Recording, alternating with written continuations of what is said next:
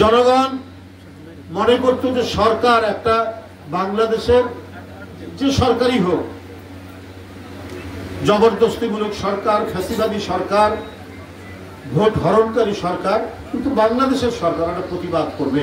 কিন্তু শেখ হাসিনার পররাষ্ট্র মন্ত্রণালয় থেকে একদিনও একটা স্টেটমেন্ট বিবৃতি যায়নি এই সীমান্ত হত্যার প্রতিবাদ।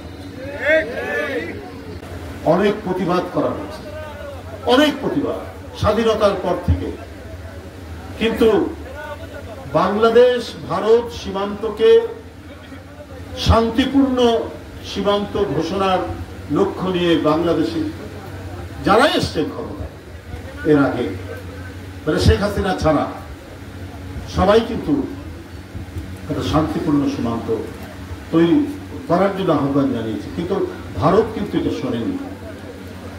তারা ভারত বাংলাদেশ সীমান্তকে পৃথিবীর সবচাইতে রক্তাক্ত সীমান্ত, সবচাইতে সহিংস সীমান্ত, সবচাইতে মৃত্যু আর লাশের সারিতে মিছিলে পরিণত করার সীমান্ত পরিণত করেছে।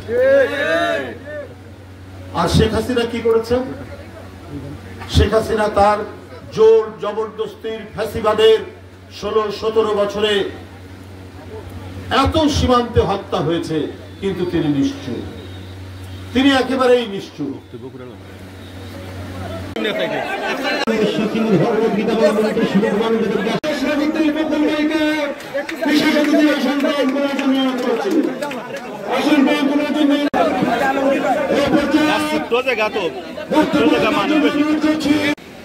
আমরা সেই নেতার দল করি যে নেতা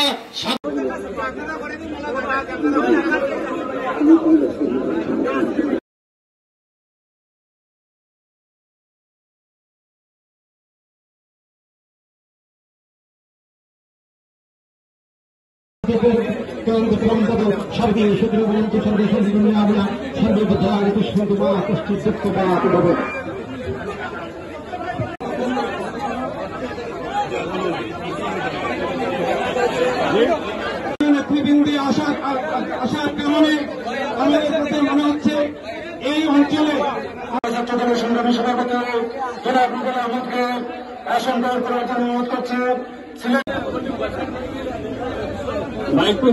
এবং সংগ্রাম পরিবারের সাথে দেখা করতে আসছি, এইটুকুই। আর আমি বক্তব্য বেশি দেবো না।